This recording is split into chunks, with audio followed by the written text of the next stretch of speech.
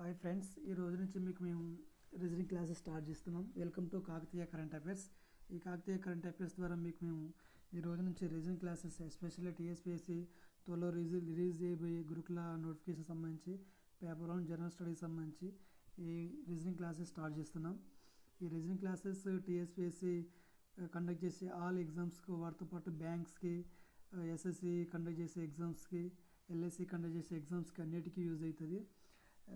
రీసెంట్గా TSPSC group 2 exam conduct చేసింది. అందులో పేపర్ 1 జనరల్ స్టడీస్ సంబంధించి ఈ రీజనింగ్ నుంచి 25 మార్క్స్ రావడం జరిగింది. ఇంతకుముందుకు టీఎస్పీఎస్సీ కానీ ఏపీఎస్సీ కానీ కండక్ట్ చేసిన పేపర్ 1 జనరల్ స్టడీస్ సంబంధించి 15 నుంచి 20 క్వశ్చన్స్ వచ్చేది. రీసెంట్గా గ్రూప్ 2 ఎగ్జామ్లో మనం చూసినట్లయితే 25 క్వశ్చన్స్ రావడం జరిగింది. సో మేజర్ రోల్, కీలకమైన పాత్ర మన రీజనింగ్ పోషించింది. సో వాటికి సంబంధించి ఈ రోజు నుంచి మీకు ఈ రీజనింగ్ క్లాసెస్ స్టార్ట్ చేస్తున్నాం. రీజనింగ్ వచ్చేసి ఇక్కడ మనకు verbal reasoning, non verbal reasoning and logical reasoning ఉంటుంది. సో మనకు పేపర్ 1 జనరల్ స్టడీకి సంబంధించి మనకు వర్బల్ రీజనింగ్ ఒక్కటి నేర్చుకుని సరిపోతుంది. ఆఫ్టర్ దెన్ మనం ఫస్ట్ వర్బల్ రీజనింగ్ మీద మెయిన్ కాన్సన్ట్రేట్ చేసి దాని తర్వాత non verbal reasoning, logical reasoning చూద్దాం. బట్ మనకు మెయిన్ ఇంపార్టెంట్ టాపిక్ వచ్చేసి ఓన్లీ వర్బల్ రీజనింగ్. ఇందులో ఉన్న టాపిక్స్ పర్ఫెక్ట్గా నేర్చుకుంటే చాలు, మనకు పేపర్ 1 జనరల్ స్టడీకి సంబంధించి ఆల్మోస్ట్ ఆల్ క్వశ్చన్స్ మనం కవర్ చేయగలం. సో అందులో మనం ఫస్ట్ చూసినట్లయితే వర్బల్ రీజనింగ్. ఈ వర్బల్ రీజనింగ్లో మనకి ఇక్కడ 17 చాప్టర్స్ ఉన్నాయి. సో డే బై డే ఈ చాప్టర్స్ గురించి, ఒక్కొక్క చాప్టర్ గురించి మీకు క్లాసెస్ అప్లోడ్ చేస్తాం.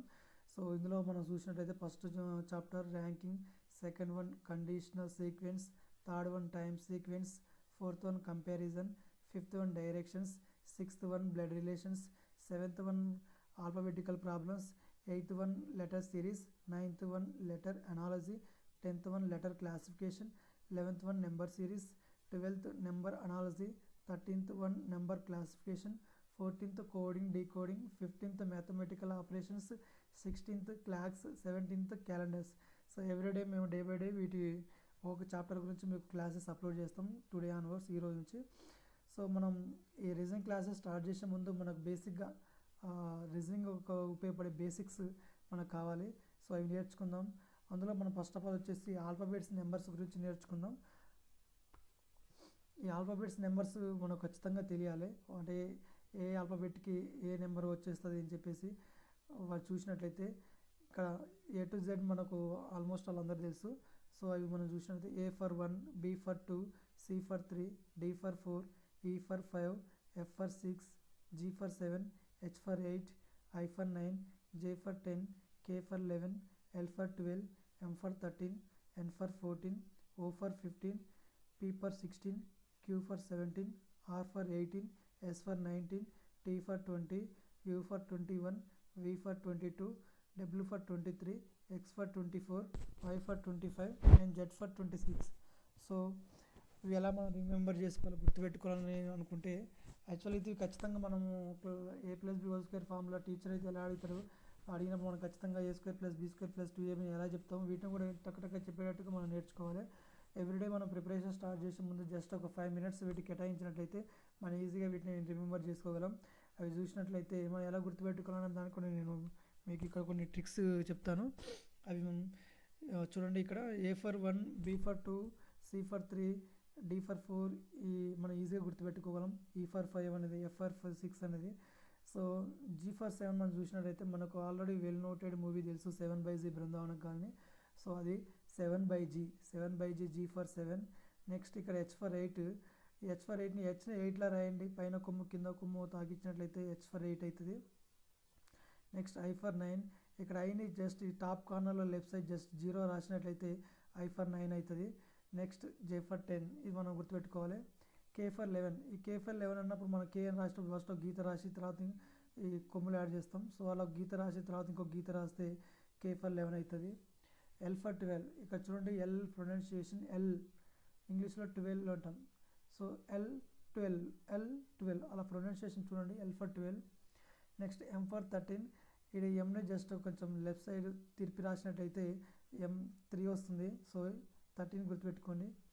Next N14, O15, P16. ఇక P అంటే 16 ఏళ్ళ పాప, 16 సంవత్సరాల పాప, PAP అని గుర్తుపెట్టుకోండి. Q for 17, R for 18 మన హిందూ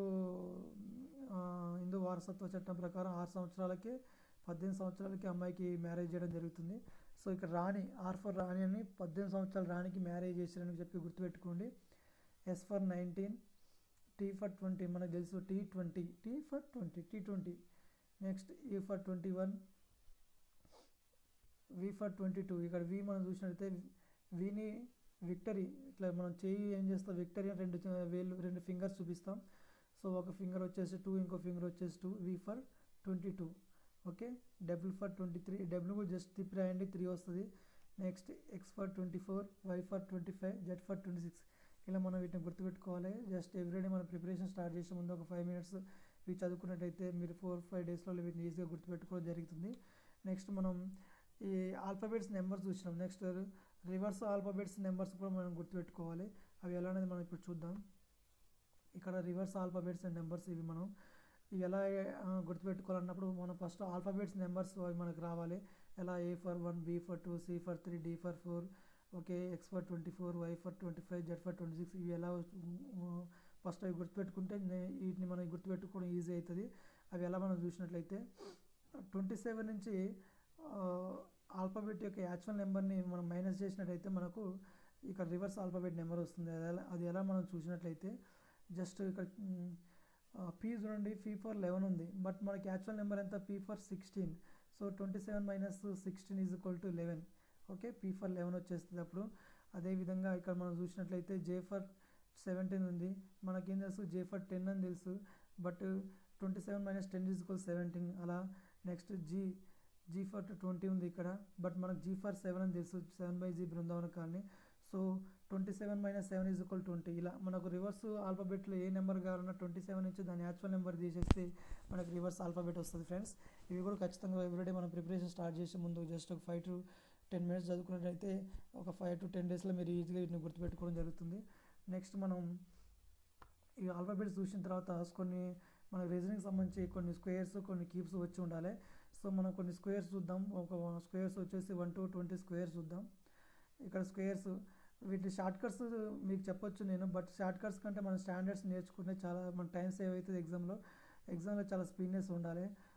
సో షార్ట్ కట్స్ నేర్చుకునే పక్కన పెట్టేస్తే వీటిని జస్ట్ మనం ప్రిపరేషన్ స్టార్ట్ చేసే ముందు ఒక 5 minutes చదువుకుంటే మీరు జస్ట్ 5 to 10 daysలో వీటిని మీరు ఈజీగా బై హార్ట్ చేయడం జరుగుతుంది.